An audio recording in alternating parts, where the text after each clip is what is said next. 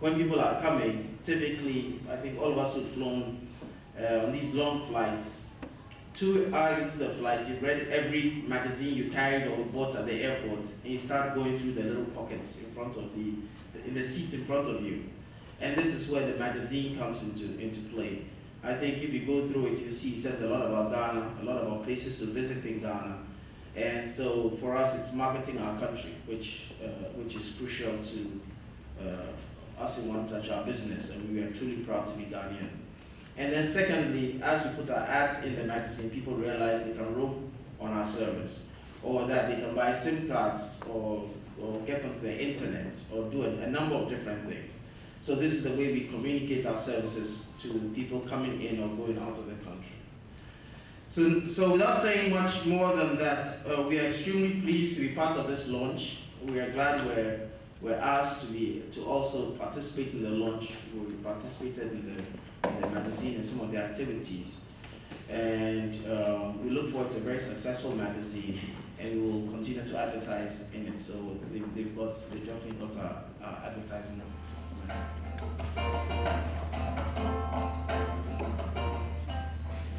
Event aimed to encourage Ghanaians and the international community, especially the Black diaspora community, to take advantage of the celebration of Ghana's 50th independence anniversary and the 200th year of the abolition of slavery to visit Ghana in 2007. He has a lot of energy. I don't know where he gets the energy from. And I think I'll ask him today. He has to tell all of us. Yesterday I saw him at the stadium. He was in full Ghana regalia. And when we had closed, I sat in the car and I was going home. I tuned in to Joy FM. And this guy was on Joy FM. I said, but this guy, why? Won't he sleep? Is he not tired? Because I was tired after watching 2 matches. And this morning, he's joined us here. But he's gone through his office, he's gone to Parliament, and he's joined us here. From here, he's going back to Parliament, gets back to the office. I don't know where he'll go again this evening. I'm talking about no other person but the Minister for Tourism and Diaspora Relations, who is also the MP for Infansma West, Honorable Stephen Asamoah Boateng, also known as Asabi.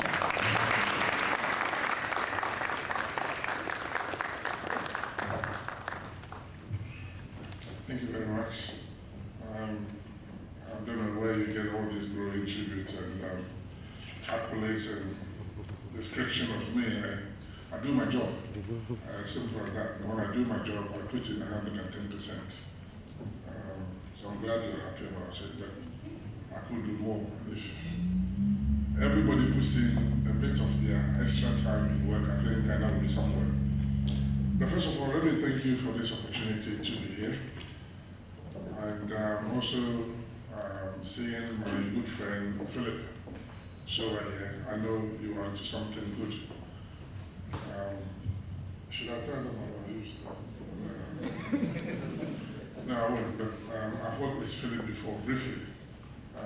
Interestingly, when I used to be at the Flagstaff House, working under first of all, from the Homecoming Summit, which I coordinated, and also the National Economic Dialogue, which myself and him and some few others put together some of the programs that are guiding the country's economic policy, the Ghana Poverty Reduction Strategy documents. So I know where he's coming from, and I'm not surprised that he's heading one of our major companies in the country. But first of all, let me also thank you for this gathering. For me, it's not just being a Minister of Tourism that brings me here. I passionately believe in mobilizing all the resources that we have, especially the human resources that Ghana has, to be able to have a major impact on our development.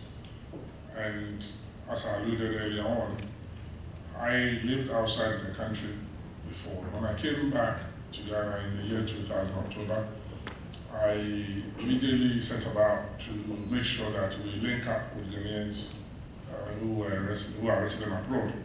And not only that, but there are friends of Ghana, those who are ancestors or the descendants of the slave era, who want to be part of Ghana. We even have English and other nationals. Of course, I said English because they were formerly the colonial authorities here, who want to be still part of Ghana. And so it's necessary for us to make that kind of mobilization of all the human capacity that has Ghana at the center of their thinking. And so we put together the Homecoming Summit. And from there, you all know the story. We have managed to put together a made in Ghana consensus that brings people who are outside to come home, either by their remittances or by the professionals who are linking up with their counterparts in other professional areas, and also by development of certain programs, such as this one, the magazine you've got. And recently I was also here with another brilliant design to bring investment from Ghanaians outside into the country. So there's a lot that is happening, and I'm glad to be part of this event. The publication and distribution of this particular magazine goes to complement what I started and what I am continuing in the Ministry of Tourism and Diaspora Relations. I remember when the ministry was changed from modernization of the capital city to diaspora relations, many were questioning why diaspora relations and not modernization. First of all, let me say that the modernization has not stopped. We in the ministry have a desk officer and a team working on the modernization because we need a modern city, and we are on it. But the diaspora relations reinforces the fact that to develop a country, you need the human capacity.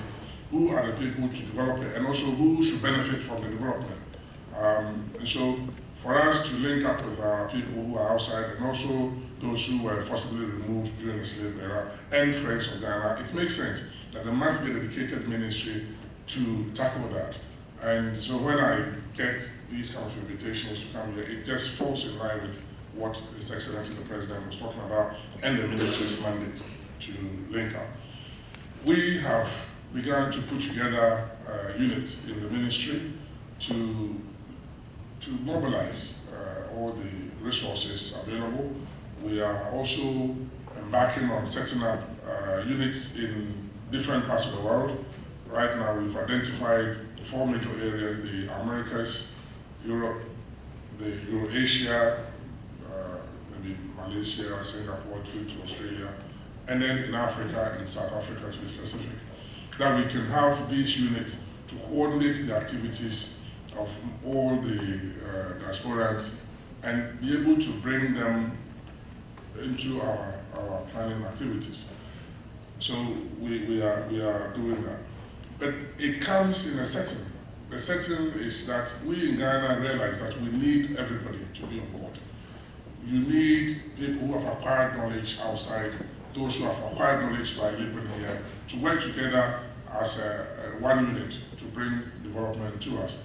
And Ghana has improved recently, well over the past 10 years, let me put it that way, where we recognize the input of every one of us.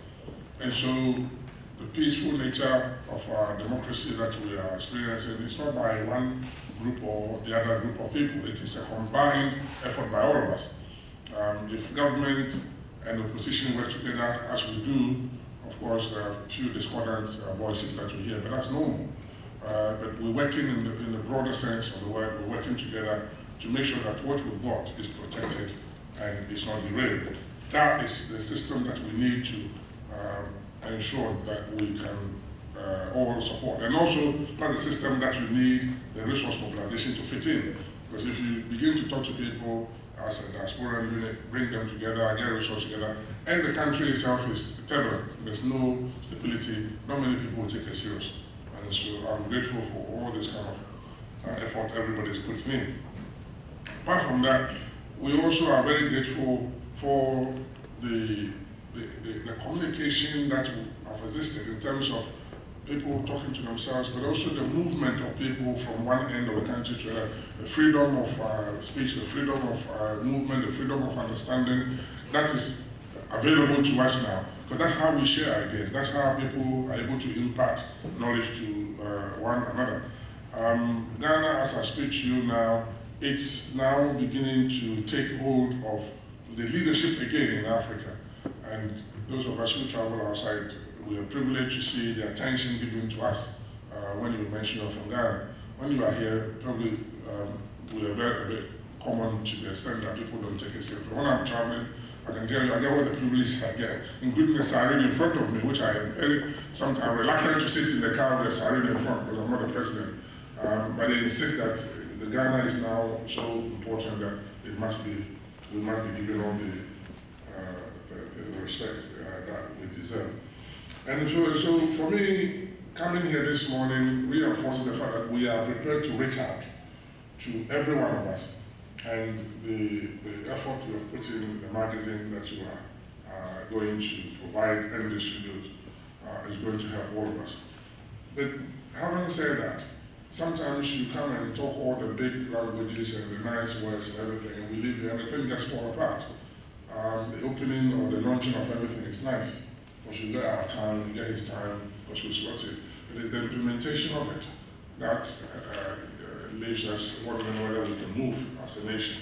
I believe that you have taken note of that, and it's not just producing the magazines, but it's also importantly getting them out as you promised to get it out on time. Sometimes they start something and then they say, this edition is not coming, we haven't got the articles, we haven't got the inputs in there. But you have to chase people, you have to find all the information available and have a repository of information that we can all look up to. At the end of the day, knowledge is what we're trying to build. A country develops not because we've got the manpower and the brawn to do the job. We will pass that stage. It's a question of building a knowledge economy. People must know what's available. People must know what they can do. And when people have information, they are able to move faster. The world is not for the slow movers, it's for the fast thinkers and those who act quickly on the thinking. If you are slow, I'm afraid somebody will overtake you, and then you're always lagging behind, you have to then catch up.